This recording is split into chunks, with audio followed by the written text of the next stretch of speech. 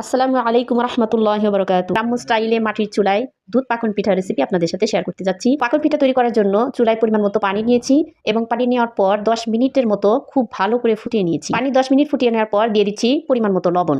প্রায় 20 মিনিটের মতো পানি ফুটিয়ে নেওয়ার পর চুলার আঁচ কমিয়ে দিতে হবে।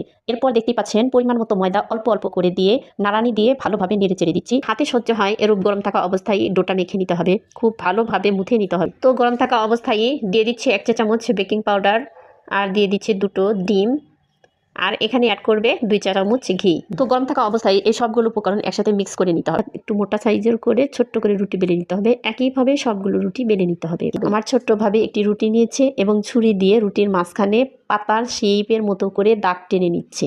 চামচের স্ট্যান্ড দিয়ে কিন্তু কাজ কেটে দেওয়া হচ্ছে, আর চামচের মাথা দিয়ে মধ্যশিরা এবং উপশিরাগুলো দেওয়া হচ্ছে। মহাদেব গার্ডেন চ্যানেল থেকে লিখেছেন, দারুণ বলে ভালোবাসা দিয়েছেন, কনগ্রেচুলেশন জানিয়েছেন এবং আমন্ত্রণ জানিয়েছেন। সাকসারা ব্লগ চ্যানেল থেকে আমার সাকসারা আপু লিখেছেন, অনেক মজার মজার খাবার বলে ভালোবাসা দিয়েছেন, অনেক লোভনীয় লাগছে বলে আবারও ভালোবাসা দিয়েছেন। তোমাকে অনেক অনেক ভালোবাসা আমার সোনা আপু। ঝুমুর আক্তার লিখেছে, দারুণ মজাদার সব পিঠা, অনেক অনেক ভালো লাগলো পিঠা মেলা। অনেক ধন্যবাদ ঝুমুর আপু। সাইফা ইয়াসমিন লিখেছে, ইনশাআল্লাহ দেখে নিলাম লাইক দিয়ে শেষ পর্যন্ত। পিঠাগুলোর সত্তা খুবই দারুণ হয়েছে, খুব ভালো লাগলো। অনেক রকম পিঠা দেখে ভালোবাসা দিয়েছেন, নাইস দিয়েছেন, লাইক এবং ভালোবাসা দিয়েছেন। তোমাকে অনেক অনেক ভালোবাসা সাইফা আপু। থ্রি অ্যাঞ্জেলস লিখেছে, অনেক পিঠা বলে ভালোবাসা দিয়েছে, লাইক দিয়েছে, তোমাকে অনেক অনেক ভালোবাসা। জেনিন অনলাইন লিখেছে, এক কথায় অসাধারণ লাগলো পিঠা মেলা, লাইক দিয়ে দেখে নিলাম। পূজাস ব্লগ লিখেছেন, সুন্দর হয়েছে ভিডিওটা, আপনাকে অনেক অনেক ধন্যবাদ পূজা। সুমি মুবারক ব্লগার লিখেছে, মজাদার সব পিঠা, আমার খুব পছন্দ পিঠা বলে ভালোবাসা দিয়েছে, তোমাকে অনেক অনেক ভালোবাসা সুমি সোনা। কমেন্ট পড়তে পড়তে এদিকে অনেক রকমের নকশি পিঠা আপনাদের সাথে শেয়ার করা হয়েছে অলরেডি। পাতার ডিজাইনের পাকন পিঠা, তারপর স্কোয়ার সাইজের পাকন পিঠা এবং ফুল সাইজের পাকন পিঠা, এই 3 রকমের পিঠা আপনাদের সাথে শেয়ার করা হয়েছে। নিশ্চয়ই আপনারা বুঝতে পেরেছেন, অতি সহজ প্রসেসে দেখানো হয়েছে।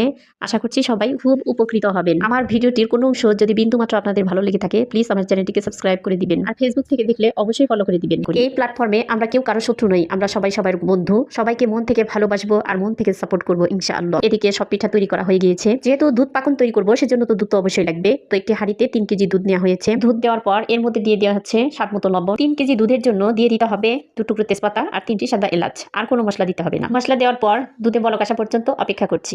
তো আমরা চিনি পছন্দ করি, চিনিটাই দিয়ে দিয়েছি। তো চিনি দেওয়ার পর অনবরত নেড়ে চেড়ে কুক করে নেওয়া হচ্ছে। প্রায় 20 থেকে 30 মিনিট কুক করে নিলেই কিন্তু পারফেক্ট ভাবে দুধ রান্নাটা হয়ে যাবে। চুলায় একটি প্যান বসিয়ে দেওয়া হয়েছে এবং প্যানটি গরম হলে দিয়ে দেওয়া হচ্ছে পরিমাণ মতো সয়াবিন তেল। তেল পুরোপুরি গরম হলে দিয়ে দিচ্ছি পাকন পিঠা। এক এক করে পিঠা দিয়ে উল্টে পাল্টে সময় নিয়ে ভেজে নিতে হবে এবং লাল লাল করে ভেজে নিতে হবে। পুরোপুরি ভেজে নেওয়ার পর নামিয়ে নিচ্ছি আমরা। গরম গরম পাকন পিঠা কুসুম গরম দুধে এক এক করে দিয়ে দেওয়া হচ্ছে। তো 10 মিনিট পর আপনাদেরকে পরিবেশন করে দেখাচ্ছে। তো আমাদের দেখানো টিপসগুলো ফলো করে অবশ্যই কিন্তু বাসায় একবার ট্রাই করবেন।